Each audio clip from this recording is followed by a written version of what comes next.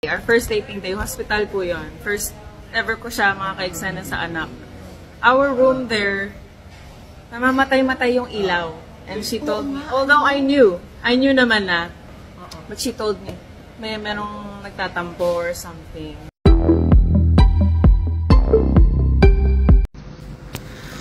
Hello? Nandito po ako sa hospital. Nagtitaping ako ng asawa ko. Nasa hallway po ako ng hospital. Ito po yung mga damit ng wardrobe. Ayan po yung sa wardrobe. Mga kwarto po ito, as usual. Gaya ng sinabi ko sa inyo noon, bihirang-bihirang merong multo sa sementeryo. Marami pong multo dito. Kanina, nakakita na naman ako. Yun ang dahilan kung ba't ayaw ko ng hospital. Nakita ninyo yan? Ayan. Nakita ninyo ba? Yung taong nakatayo. Siyempre, hindi nyo nakikita. Ako lang nakakita eh. Marami pong multo ang hospitals. Dito po may morgue. Maraming dahilan kung bakit mas maraming multo ang hospital kesa sa haunted house. Dito po maraming mga namamatay na hindi natutubos at maraming namamatay na dahil sa aksidente o biglaan na hindi nila alam na patay na sila. Nakakatakot po. Kuminsan, kahit sanay na ako makakita ng multo, hindi ko pa rin gustong nakikita sila. Lalo na yung marami pa rin dugo o kaya yung bata na umiiyak. Andito po ako ngayon eh. O ayun, nandun. May nakatayo dun sa may exit. Nakatangi na rin po dito. Yung mga may mata o may gift, alam ko, nakikita ninyo. Meron pong nakasilip doon, no? Nakatingin sa atin.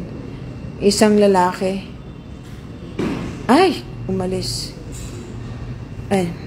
Basta po, eto, nandito ako sa taping. Para lang malaman ninyo na hindi totoong palaging may kaluluwa o mga naka-standby na kaluluwa sa sementeryo. Hindi po totoo. Bihira yon. Ngayong araw ng patay, maraming magpupunta kasi maraming dumadalaw. Ang maraming kaluluwa palagi ay hospital. Kahit itanong nyo po yan dun sa mga nurses na naka-station o kaya yung mga panghating gabi ang duty. Alam po nila yan. Basta, sige po. God bless. FYI lang. Yung ayaw maniwala, okay lang. Pero alam ko, ayan na naman siya. Sige po. Hello, guys! Ang masasabi ko lang, pag nandyan po si Tita Uro, marami po talagang nangyayari. Our first taping day, hospital po yon. First ever ko siya mga ka-eksena sa anak. Our room there, namamatay-matay yung ilaw. And she told me, although I knew naman na, but she told me, merong nagtatampo or something. Sabi ko, inisip ko nga, baka message ako dyan para tayo, diba? Cleansing. Pero hindi, wala pa. Nahihiya pa ako mag-open up. Naniniwala nga ako sa mga sinasabi niya. Because in our bloodline then, meron talagang bukas yung third eye. My mom and my dad had it. Actually, sila yung nag-educate us about that. That if you see something, don't get scared. It's just, beings from another dimension na nagpapakita. Yan lang po. Or do you believe in the parallel universe? I do believe. Reincarnation? Yes, I do. And astral traveling? I think I've astral traveled many times. I just don't know how to control. Yes. I know you've been doing it. Yes. Because you're very special. Oh, nakakapagkangga lang, hindi ba? Yan lang pa. Thank you so much. Thank you. O yan, nandyan po si Kylie. Thank you, Kylie. Love you. I love you. Okay. Nandito na naman po ako sa hospital. Taping po naman ng asawa ko. Katulad ng dati, yung palagi kong sinasabi sa inyo, dito po palagi ang maraming kaluluwa na hindi makaalis. Karamihan sa kanila ay yung mga namamatay na walang tumutubos o mga na-aksidente, biglaan ang pagkamatay.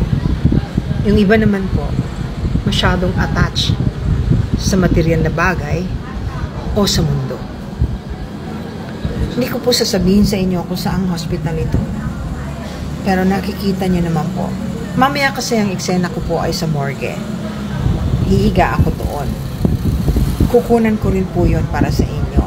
Baka sakaling yung mga bukas ng third eye dyan ay makita ninyo yung mga nakikita ko. Right now, sa kasalukuyan po, may nakikita ako na hindi ko alam kung paano isplika. Sila po ay mag-ina. Nakatayo po sila sa may nurses station. Taping po akong kasalukuyan. Sandali po para makita ninyo.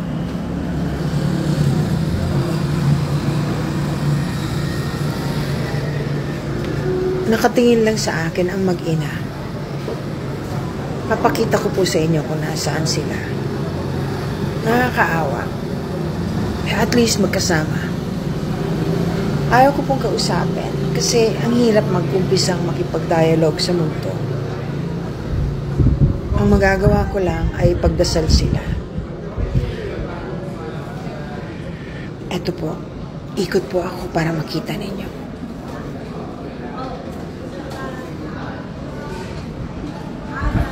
Ayan po, nakatayo po ang mag-ina dyan sa my nurses station.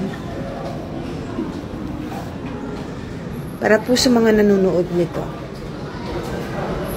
tandaan ninyo, kung meron kayong nakitang multo o madalas nagpapakita, ipagdasal ninyo. Kung kaya ninyong maghanap ng kandilang puti, at that moment, maghanap po kayo at sindihan ninyo, ipagdasal ninyo para makaalis. Kahit po anong reliyon ay maaaring gumawa nito para lang matulungan ang mga kaluluwang nahihirapan dahil hindi alam kung paano ang gagawin o masyadong attached sa lupa. Salamat po. Nandito na po ako sa may malapit sa morgue. Dito rin po namin kukunan yung mga mangyayari sa eksena na kunyari patay na ako.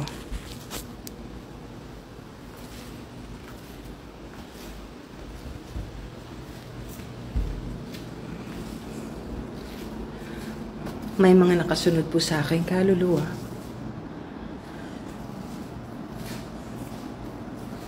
3, 4, 5.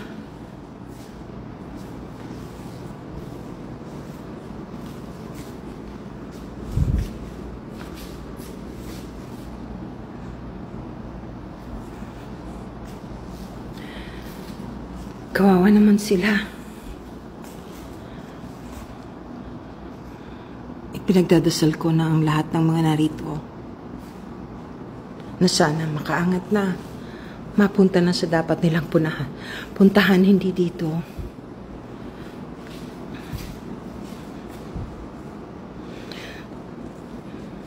Alam ko na marami sa inyong hindi naniniwala, pero tandaan po ninyo, wala po sa sementeryo ang mga kaluluwa. Karamihan po sa kanila nasa hospitals. Mas marami po. At mapapatunayan ko po yan dahil napakaraming nurses na nakaka-experience, lalo na pagka nakatoka silang panggabi. Alam nila yung sinasabi ko. Kahit dito. Ako po ang nakapagtataka na hindi ko rin maipaliwanag. Mas nakakakita po ako pang madilim. Mas nakikita ko sila kaysa pagkamaliwanag. Pero kahit na po ako pinanganak na ganito na nakakakita ng mga bagay-bagay, hindi pa rin po maganda sa pakiramdam pagka maraming sumusunod sa iyong kaluluwa. Pinayagan ko lang po sumunod sa akin dito. Ngayon, para maipaliwanag ko sa mga tao kung ano ang nangyayari sa mga hospitals. Huwag kayong mag-alala, hindi sila makakapanakit. Wala silang magagawa sa inyong masama.